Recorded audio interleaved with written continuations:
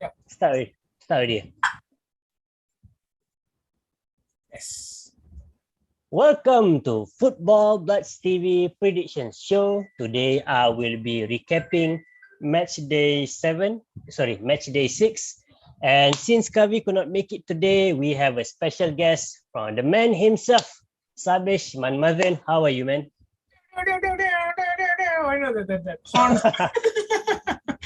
I'm We fine. How are you? It's been a long time since I actually do a live stream together with you guys. so been a long time away from the football talks has suddenly made you lose your football knowledge, is it? Yeah, not really. Like still there, just that now my knowledge is going towards all this doing solo kind of live streams and watch alongs, getting vented and all this.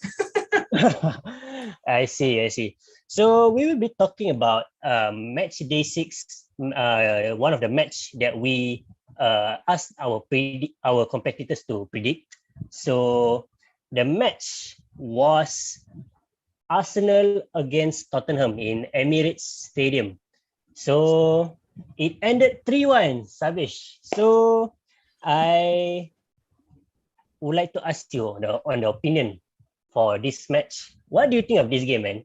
Tottenham got absolutely outplayed in this game. My God.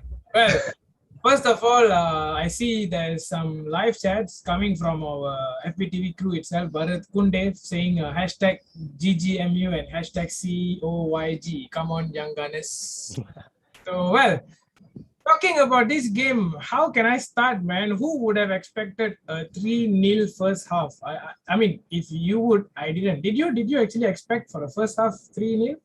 I predicted Spurs to win actually. Now that's even worse. No, I actually had a prediction that Arsenal really looking at their squad and looking at all the players coming back from injury, and then looking at Spurs, their form is kind of like, even though they win their first 3 games, they were all 1-0s and they were all very defensive. We know Nuno likes to play all counters instead of his style of play is always counters. We see in Wolves also, the more clean sheets they keep compared to the amount of goals they score in Wolves.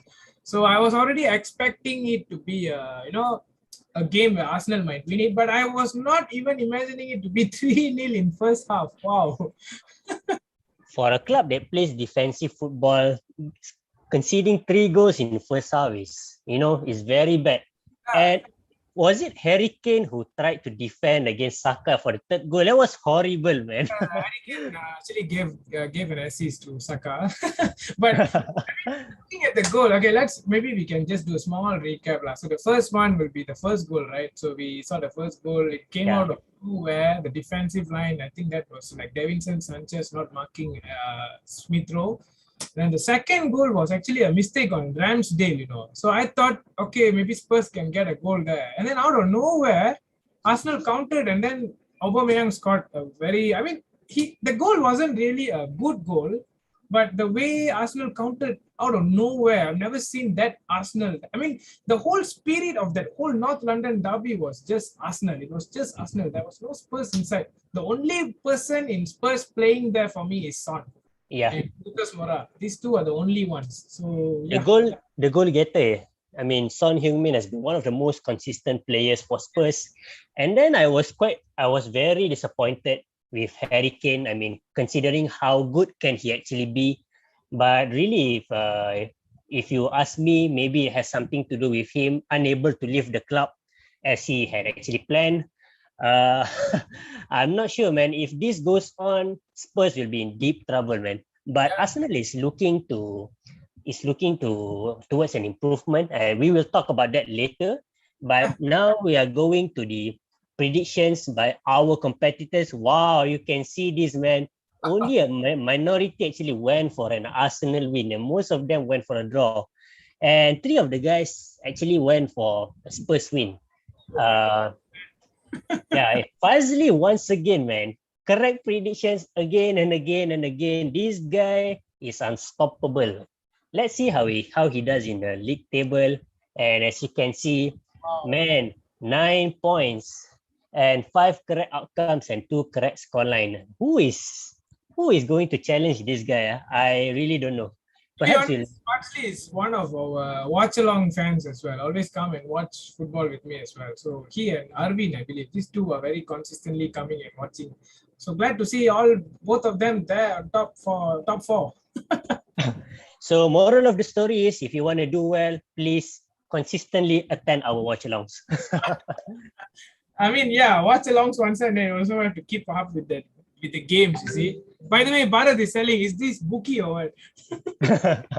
Yeah, Fazli is secretly a bookie. He knows all the fixtures and all. Maybe we don't know. Let's bring him along in the next episode and see, and maybe he would like to reveal the secret to getting all these accurate predictions, man. Even I didn't get as many correct predictions as he is. I mean, I've been secretly predicting all the matches as well, although I'm not competing, but I've been getting them wrong most of the time, man. And this guy been nailing it all over again. But regardless, I think that sums up match day 6. So we will be revealing the game for match day 7. And that match is, drumroll, Crystal Palace against Leicester City. Oh, They might be expecting a Brighton and an Arsenal, or like a Villa. I mean, Everton and a United. But no, it's the mid-table team so far. is a mid-table battle between Crystal Palace, and I think it was quite shocking to see Leicester in a mid-table. I mean, apart from the Big Six, I think they are the best club apart from the Big Six. Well, to be honest, the Big Six from the current 4 years, I think Leicester is one of them. I don't include Arsenal inside. Oh, man, Shavin is not going to be happy hearing that, man. Yeah, Leicester has been playing. I mean, they are capable of world-class football, but now against Crystal Palace is also not a pushover side. They can be good.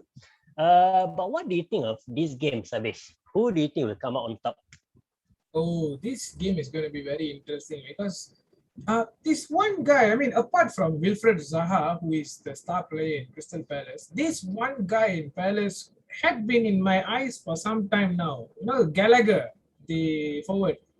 Oh yeah, Gallagher.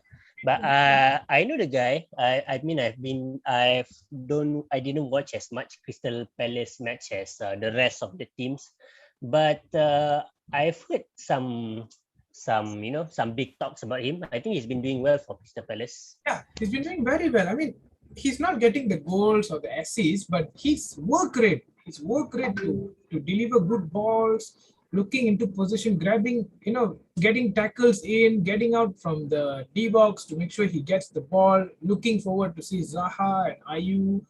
I mean, he's a terrific player that Leicester have to keep an eye on. But at the same time, Leicester City, Jamie Vardy is back, man. Finally firing all over the game. Last two goals in the past game, I believe. Yeah. He scored an own goal also last week. I mean, he's been on fire whether he plays for the team or against the team. I mean, pun intended, but we know he's been good. I mean, we know he's good. But now the thing is, if he's going to show up against Crystal Palace or not. And to me personally, I'll go with Leicester on this one. Or maybe I'll just wait for Fazli to come up with the predictions and I'm just going to follow whatever he says. Well, yeah, Fazli has been pretty consistent. I'm just wondering if he would even join today's live session. Let's wait and see. But yeah, if you ask me my prediction for this, I think I will also follow you. I'll be going for a Leicester win. But I think it will be very narrow, maybe a 1-0 or a 2-1. Yeah, I think it'll be quite narrow. I mean, Crystal Palace is a good side. I mean, they've been giving the Big Six some trouble sometimes. So I don't expect this to be a walk in the park for Leicester City. But regardless, I'm going with a 2-1 away win for Leicester City. And Crystal Palace, maybe I'm expecting a goal from Wilfred Zaha for reasons I don't know. What do you think? Who do you think is going to score in this game? Okay, I'm actually interested to that guy. What is his name? Edward, is it? Is it Edward? The forward that they got from Palace, Edward, I believe. That guy is also quite good. So yeah, Wilfred Zaha 1 goal, and then maybe Edward might put it in if, let's say, Palace is going to win the game. But I think it's going to be Leicester for me. But nevertheless, if Palace wins, then it should be either Zaha or Edward. Or who knows, maybe Gallagher, as I was telling you earlier. All right. I There think is, that's there is some. actually a prediction down here in the chat box. Someone is saying 3-3. They're going for a 3-3 draw in this one. What do you think? I wish this is the scoreline. If I'm watching this game, that better be the scoreline. I mean, I've been waiting for a high scoring draw. You mean 3-3, Yeah, four that's a four? Brentford and Liverpool that day. What a match. Yeah. Actually, you know what? I missed that game. I regretted I missed that game. I watched the highlights. It was super crazy. I wish the same thing happens for Crystal Palace and Leicester also. Okay, so I think that sums up for match day 7. So those in the comments section, please leave your predictions below. Who do you think is going to come out on top between Crystal Palace and Leicester City? Now we're moving on to the second session of Footy Talks. So Sabesh, since you are donning a Manchester United jersey, so let's talk about our favorite topic of the day. So, oh my goodness, man. Losing against Aston Villa in Old Trafford. What happened in this match, man? Well, bro, first of all, high five. You lost points also, so. No, we'll go back to that. We'll go back to that. But first, I make sure I bring this one up first. All right, so I also have some chat box all full of MU fans inside here, so I'm pretty sure everyone will be feeling the same as me. Oh my God, what can I say? Aston Villa deserved to win this game. It shouldn't be a 1-0. In fact, in the first half, there was 2 errors. One error was coming from, because I did all these watch-alongs and all, right? So the first half, Matt Target had a very clear chance where Wan-Bissaka made a crucial mistake, but it was brilliantly safe. I mean, not safe. He kicked it outside. And then the second one was Maguire's mistake to look into De Gea, and then there was some errors, and that would have led to Watkins trying to hit the back of the net, but luckily De Gea managed to stop him. Second half, my goodness, Ole Gunnar Solskjaer yet again just proved that he's just another average manager. My God, you waited until the 70th minute, until the 75th minute, and all he did was nothing. The player that's supposed to be removed was not removed. The player that's supposed to be playing was not playing. And then look at a team where you have Cristiano Ronaldo, who was not even mentioned in the team. He was isolated. He was not getting the ball. And finally, Aston Villa scored. And then, as usual, surprisingly, Ole Gunnar Solskjaer always has his luck coming in to save his career. The same thing happened, and they got a penalty, and Bruno Fernandes stepped up, and I was just looking at the penalty. I mean, to be honest, the penalty incident, I just didn't want it to happen because Aston Villa was tiring us. We was not even playing well. It was like horrible, and I was feeling bad for Aston Villa, after all their hard work, and then we just got a penalty in the dying minutes, and then Bruno Fernandes, he just became a Bruno Mars. He hit the Mars. All right, and then okay, so even in the chat box, they're saying conspiracy theories from YouTubers. Bruno did that on purpose. I've seen this also. I've seen it a lot. Like they said that the players actually they're unhappy with Ole, and then Bruno purposely missed the penalty. Because if you notice, I don't know if you watch the highlights, Bruno usually takes penalty like Jorginho. He used to do the hop and then he used to strike it. But in that particular game, he actually walloped it all the way up, as I was saying, Bruno Mars, right? So Bruno Fernandes became Bruno Mars. But yeah, I mean, I don't know what actually happened, but if you're asking me what is my thoughts, I feel United don't deserve to win that game. And the sad part is it's Old Trafford. Even more sad part is when you have teams with Cristiano Ronaldo there, you have teams with Cavani, Ronaldo, Sancho, Van de Beek, Pogba, Bruno Fernandes, Greenwood, all the brilliant players, and yet we couldn't even get 3 points out of a team who is, I think, mediocre. I mean, no hard feelings to Villa fans, but yeah. So these are just my thoughts. So I can keep going on this, but yeah, I should just stop there. Okay, well, let's have a look at the lineups that you've been employing against Aston Villa, and I think there was another loss you guys faced. I think that was against West Ham. 3 losses, man. 4 games. losses. Wow, the hell. Yeah, against We West have Ham. Champions League tonight. Villarreal.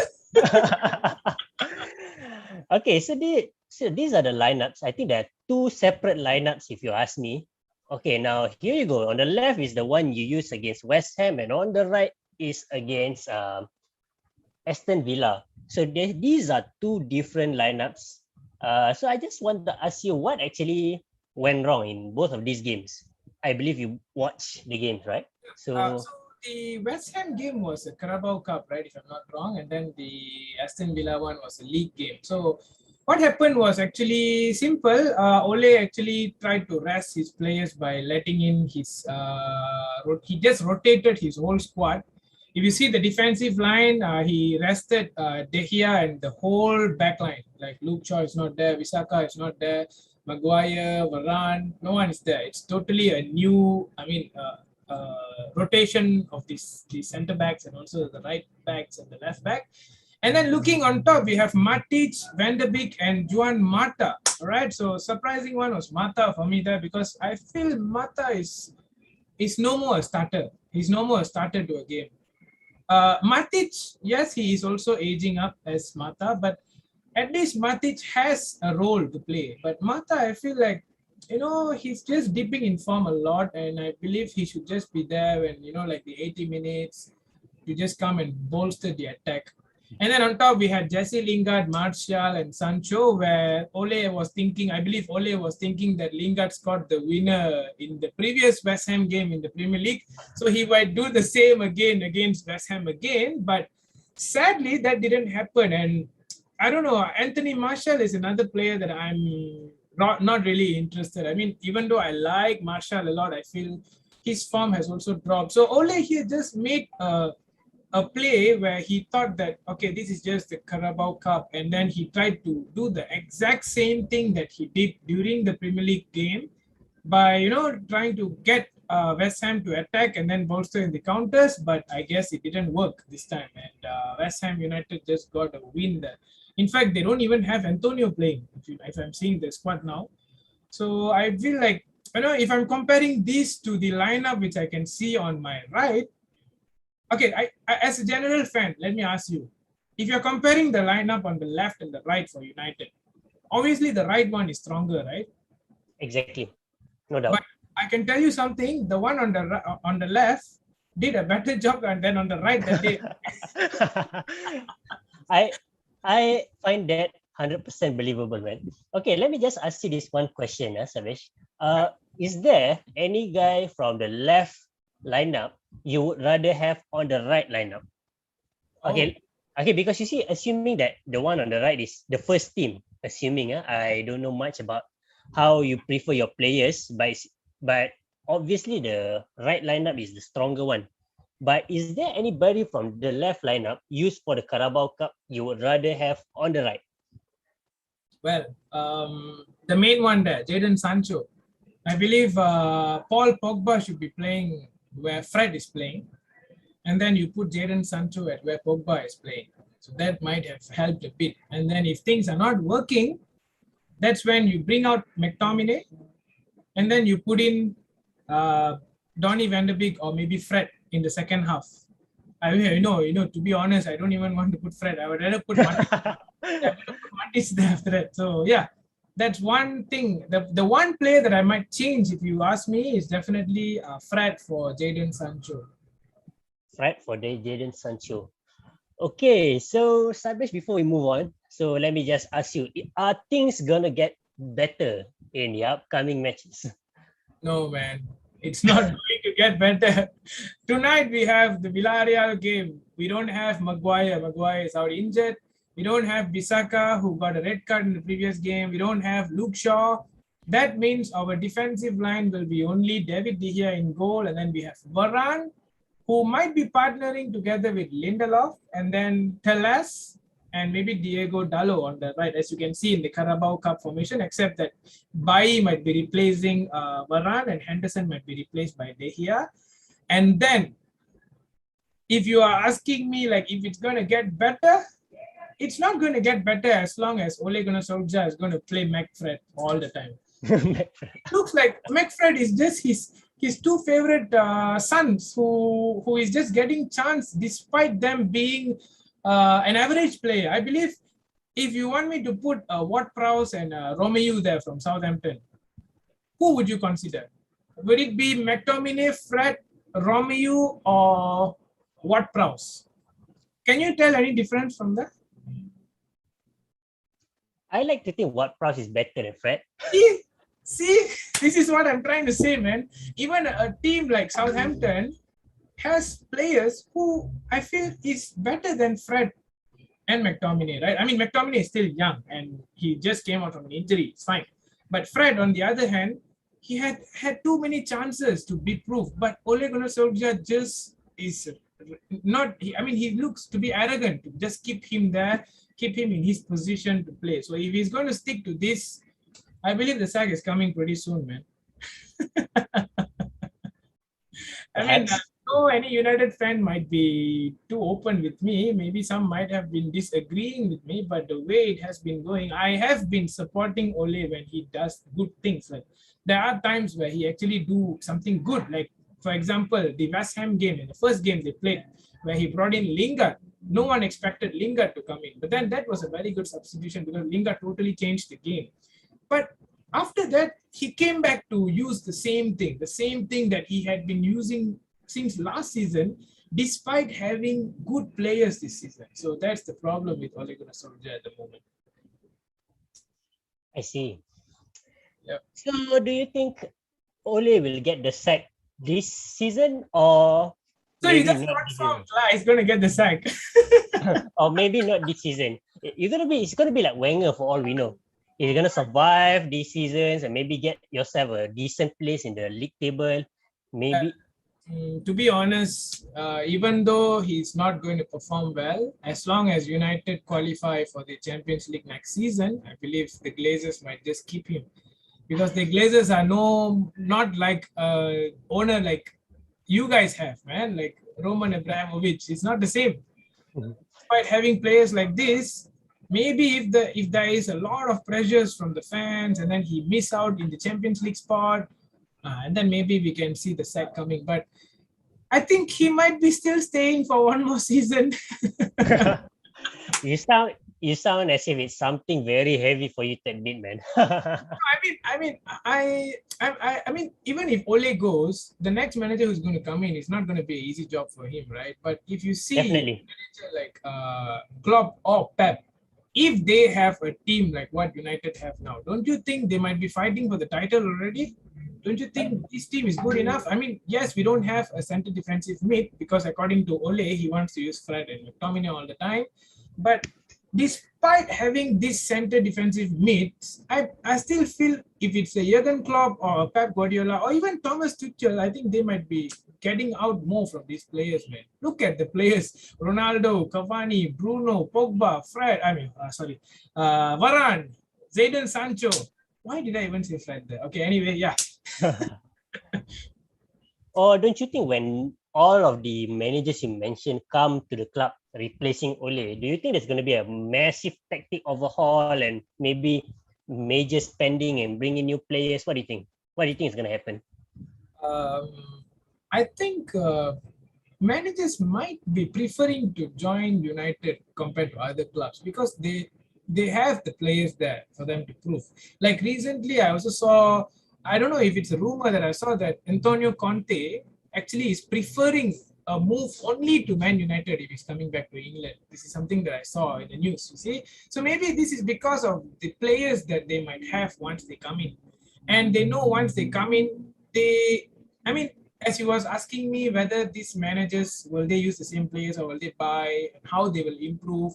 In my opinion, that's why they are top class managers. See, when they come in, the first thing is going to immediately increase the spirit of the team. They want to prove to the new manager. That's the first thing that's going to happen. Second thing is the manager knows who plays where. For example, when Ronaldo is a solid number 9 now, so obviously he needs someone to be feeding him from the flanks and also from the midfields. So maybe he might just change the formation there and here. And like the other day when Mason Greenwood was super selfish in the Aston Villa game, if he's so selfish like that, a manager like Jurgen Klopp, maybe he might be taking him off. putting in Jadon Sancho there because he was really quite selfish in the game against Aston Villa. So yeah, all this is some talking points that managers when they come in they might just see and get out more from what Ole is getting at the moment. So let's see what Ole is going to offer. Tonight's Villarreal game is going to be a high pressure game for him. Okay, so all right, think that would sum up the Manchester United topic. And the second topic that we have, okay, so I'm done bantering with Sabish and now it's time to banter myself. So last week we have a disappointment to say the least. We finally lost to Pep after winning against him 3 matches in last season. And now Pep managed to get the better of us and win against us convincingly, actually. That might be this guy, man. Yeah, seriously, man. I think although it's just a very narrow defeat, this is actually one of the most embarrassing game I've seen for quite a while. You see, we were completely overrun in the midfield. You got Kovacic, Kante, and Jorginho in the middle, and they look pretty useless, man. I mean, Bernardo Silva, Jack Grealish, and Kevin De Bruyne were running riot and feeding the ball to their forwards. We couldn't do much in the first half. Only after we conceded the goal in the second half, only we decided, oh no, we are losing. We need to start attacking. Now that's the problem with Chelsea sometimes. When they are not under threat, they don't want to play attacking. They decided to play conservative against high attacking teams like Manchester City or Liverpool. I mean, I wish Chelsea maybe stop being so conservative. I mean, be more confident. I mean, they have all the quality players in their disposal. They can pull this off. Okay, so let's see in the lineups I'll be showing you is the difference between the lineup in the last Champions League game against them and the last week's game. So on the left is the Champions League game, and on the right is the match on last Saturday. So as you can see, I think one good thing that Pep has addressed for the last game is that he decided to put a defensive midfielder to to dictate the game. You see, the last game they decided to put Gundogan in the. That was that's the fatal mistake, and it was the reason why Kai Havertz managed to seal the winner. And as you can see here, I mean, there's not much difference between the lineups they use from the last time and the one they used last Saturday. But you see, if one or two changes he made has managed to transform the team. The way they play, they are looking much more dangerous than they did the last time they played against us. So now you look at this. You look at this lineup because you see Pep prefers a 4-3-3 lineup. I mean, we didn't see that change as opposed to Chelsea. Last game they are playing 3-4-2-1. Now they are playing 3-5-2. Pep has been using the same formation, and yet it keeps on working for him because he has the correct players in the correct position. Now, here's where I want to talk about Chelsea. What went wrong for them last week? The reason why they had Lukaku and Werner at the front is because Mason Mount was out on an injury. Usually we play a 3-4-2-1. We have Havertz and Mount behind Lukaku. Werner will come in the second half. And then we heard a number of fans saying that they want Timo Werner to be partnered with Lukaku. They think Havertz is not suitable to be feeding the ball to Lukaku. But now, unfortunately, the way it played out last Saturday, it's been going pretty horrendous. They were isolated. I mean, as you can see, the Manchester City midfield has been running riot, and we can do absolutely nothing about it. We can't even get out of our own half. And if it weren't, I watched the game also, and I actually saw the Romelu Lukaku who played for United in his last few. Exactly. Actually, I started to see his. The Lukaku that played for United. I mean, the poor touch, man. I think some of the touches, man. Yeah, some of the attacks could have gone better if we had better touches. Yes. And to be honest, the moment Kai Havertz came in, the game totally changed. Chelsea started attacking more the moment Havertz came in. That's also Yeah. Now that goes to all Chelsea fans who didn't want him to play. yeah. I mean, Havertz, okay lah. If you ask me, even despite getting us the winner in the last Champions League, I wasn't quite impressed with Havertz, to be honest, for last season. I think he didn't do much that justifies the hype behind him. But now I'm starting to see that he actually has an important role for the club. I mean, he didn't get as many goals as he was expected to, but now he has Lukaku. Now all he needs to do is he needs to join the attack. I mean, he he dictates the tempo in the midfield. At the same time, he assists. I mean, he helps around in the attacking department. Yeah. And this is where we are missing in the first half. And my God, if it weren't for Mendy, if it was Kepa in the if it was Kepa in the goal, man, it would have been like 6-0 or something. I'm not joking, man.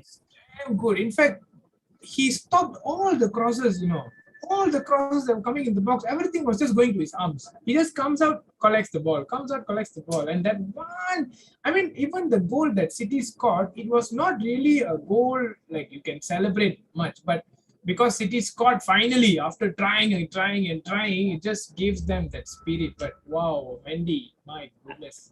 I mean, it wasn't a good goal, but it was justified. I mean, they Mendy, deserve the goal. yes. I mean, I wish there are some chances they converted it, but if that's the goal that we concede, there's nothing much we can do. That just shows that it takes quite a huge effort to break through our defensive line. But whatever it is, it's not. Obviously, I'm not happy with the result. We could have gone first, but It's like uh, Chelsea dropped points to the first two big games that they played, right? exactly, I'm sorry, Liverpool and City. Why did I Liverpool say and City. Yeah, but anyway, that's actually two of our toughest game in the first half. We hope we don't drop points anymore against each other? against lower against lower clubs, or God forbid, man. I don't want that to happen. I wanted Chelsea to win the league, but now looking at this, I'm quite worried of our chances in the Champions League as well, especially if you go up against teams like PSG or maybe Bayern. Oh man, they're gonna tear us apart if they're playing like the way they played last Saturday. I mean, for me, it was totally a managerial mistake the way Tuchel brought out his team because we know how good is Chelsea, defensive wise. So he thought that okay, he's just going to play Werner and Lukaku, change it at the very wrong time. I feel should have just kept with what he had been playing and then go start it slowly, maybe with a lower team or something like that. And Pep just took the advantage, man. He learned from his mistake. There was no defensive mid. He just put a Fernandinho there, all gone. Hey, is it Fernandinho? Sorry, is it? Oh, Hernandez. My bad. Fernandez, but actually he did bring in Fernandinho at the very last minute.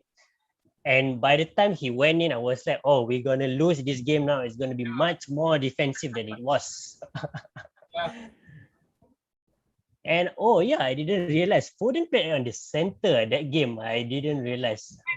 Actually, if you notice, Ferran Torres and Gabriel Jesus, right? Whenever they play, Pep seems to be putting Jesus more on the wing now. Seems like Jesus is more dangerous on the wing compared to him playing as a number 9. That's why you see Foden also being played as a false 9, and then Ferran Torres being played as a false 9. I think City's main problem there is just no striker, man. That's Yeah. the key problem with City. Kavi and I actually went to this last week when they drew against Southampton. We actually addressed the problem as they don't have a proper striker. I mean, Pep blames it on the schedule for some reason, even though they have the most stacked roster in the Premier League. He blames it on the schedule for some reason, and then we start to point out and we ask why Jesus is playing on the wing instead of playing at his natural position. So now, looking at the game, I don't think he did too bad in the wings, but I think it's still better if he plays as the number 9 and maybe get a proper winger to play on his side. Yeah. I don't know what what could be the reason he placed Jesus on the wings? I mean, we've seen a lot of strikers who played in the wings. I think the most bizarre I've ever seen is Mario Mandzukic in Juventus playing in the wings. That was hilarious, man. I don't know why that arrangement happens, but it happened. So for Jesus, do you think it's a good position for him, or do you think otherwise? Well, the past few games, I think Jesus started playing there ever since the Arsenal game, and then he had been quite dangerous also. So maybe after seeing his performance in the past two games, made Pep to feel confident on playing him on the wing. Because they have for Pep, I think he's just trying to use false nine in terms of Raheem Sterling, Foden, Ferran Torres, and all. Because I know Foden is also a very good winger, but he's slowly converting his players. This is the only reason he's doing all this is just because he didn't get a striker in Harry Kane. I think, yeah, if he would have got Harry Kane, probably Kane might be the front guy, getting all the balls to hit at the back of the net. So until he get his striker, I believe this should be the only way for him to, get his attack. All in all, I hope Tuchel learns from his mistakes and retune our tactics. And perhaps the next time we play against them will be the better side. But now, I think we move on to our last agenda. I think we go back to the game that we've discussed previously, and that is Arsenal against Tottenham. Now we've seen Arsenal winning in the last 3 games. Now, my question to you is their comeback legit at the moment? Trust me, man, Arsenal this season is going to be a top 6 club. Top 6 club. Okay, let's see. Okay, the one on the left, you see now, is the lineup they used when they were battered 5-0 against City. Okay. And the one on the right is the lineup they used against Tottenham Hotspur. Now you look at this, you see Arsenal playing 5-4-1, and on the right they've been playing 4-2-3-1. And all the while, as a general fan watching Arsenal games, I think 4-2-3-1 is the most typical lineup they deploy. Do you think is the best formation to use with the players they have?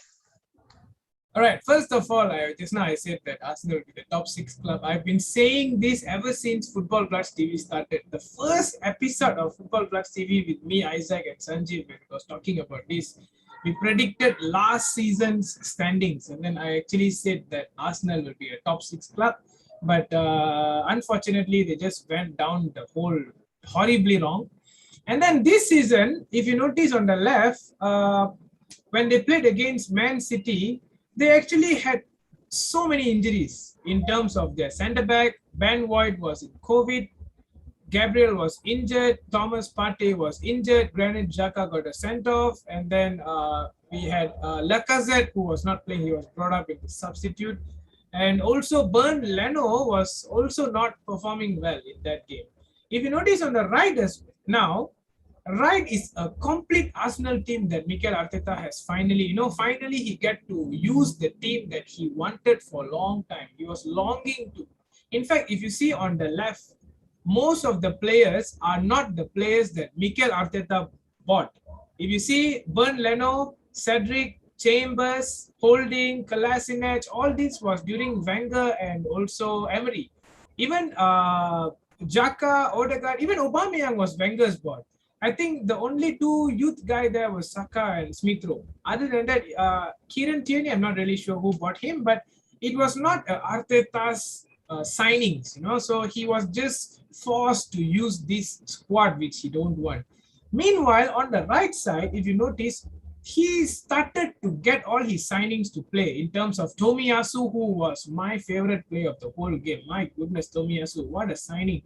Aaron Ramsdale, a guy that I really feel it's not worth for Arsenal to spend on 30 million, but seems to be proving on now. Ben White, a player that Arteta got. Gabriel, a player that Arteta got. Thomas Partey, a player that Arteta got. Martin Odegaard came back on loan because of Arteta wanting him as a player. So seems like finally Arteta, with all the injuries no more there, all the games are no more there, and then their main advantage is they don't have European competitions this season. So that's the only reason why I'm actually saying that Arsenal can be the top 6 club. Even though they started poorly, they started poorly was because of all the injuries and suspensions that they were having at that period of time.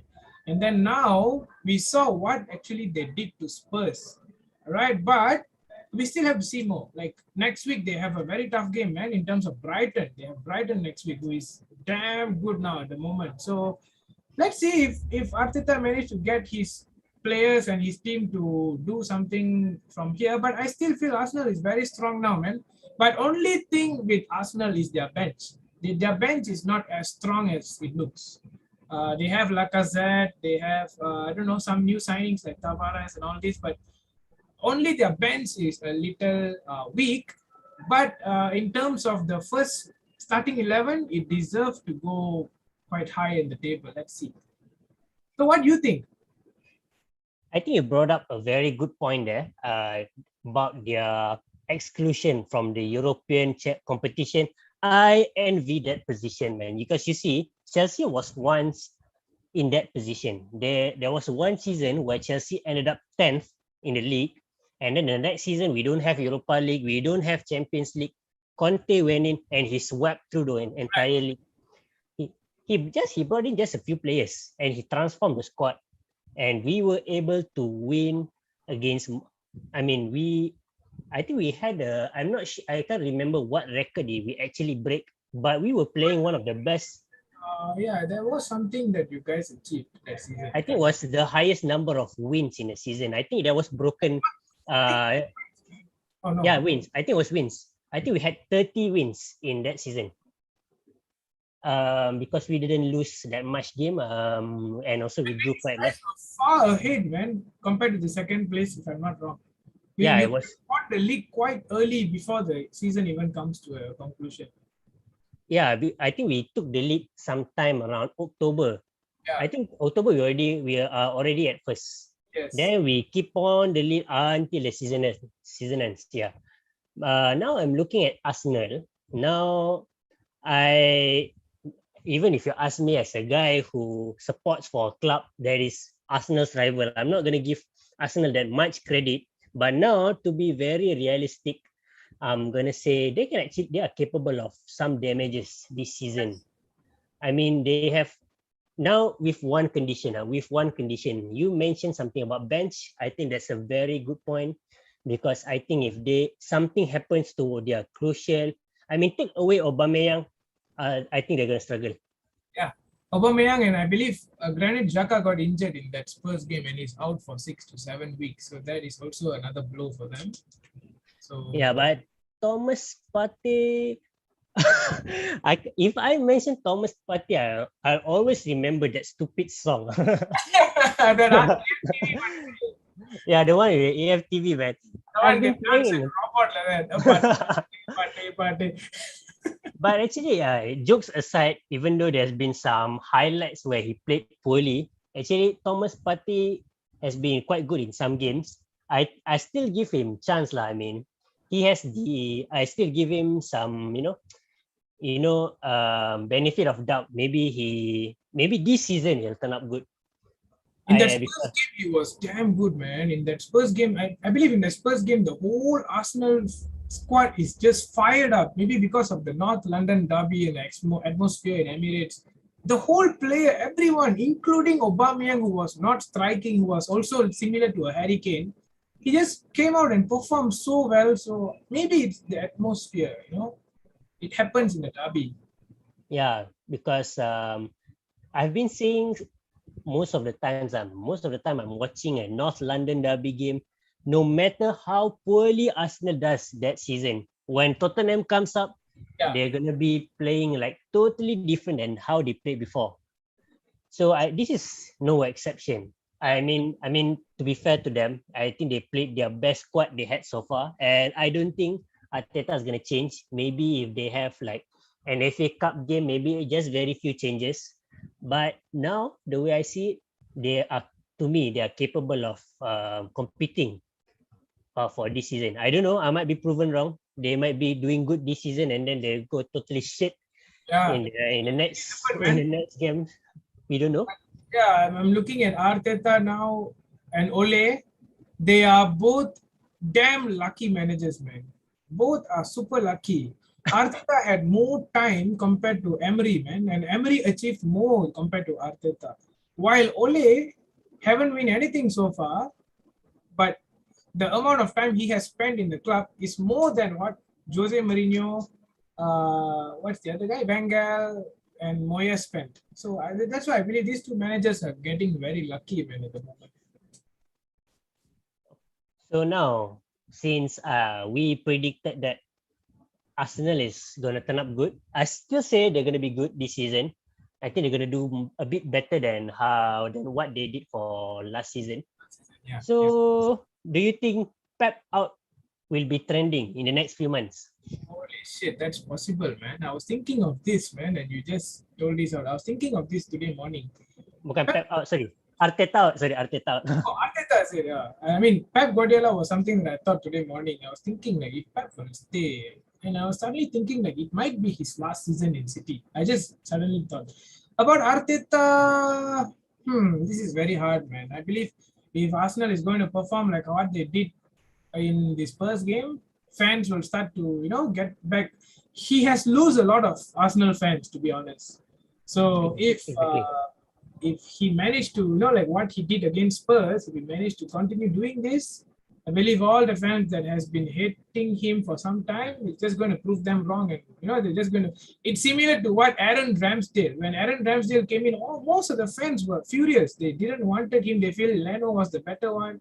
And then when I looked at the Emirates game the other day, everyone was at the back of Ramsdale, man. Even there was once he had to turn behind just to show his hand, and they were cheering up for him. So things just change the moment teams are winning, you see. Even the same goes to me, man. If United is going to perform so well, the credit has to go to the manager, but at the moment, no. So yeah, let's see.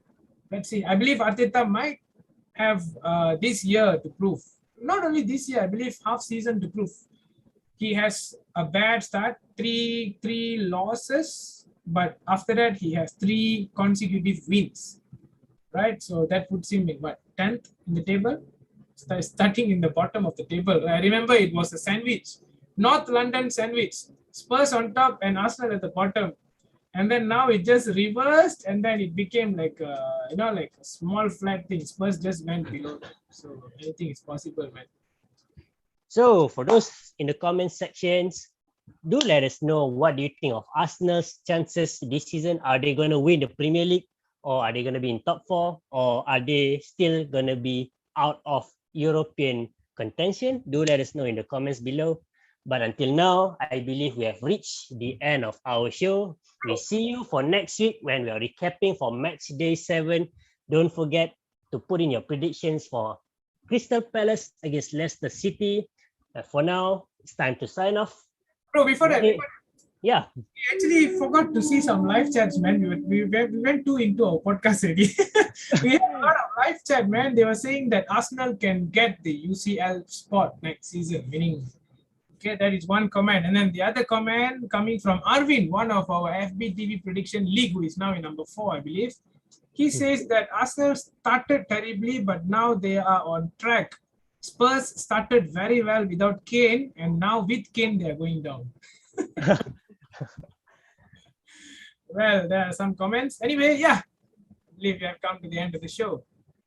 So, we see you next week for match day 7. Signing off, Wahid from Football Bloods TV.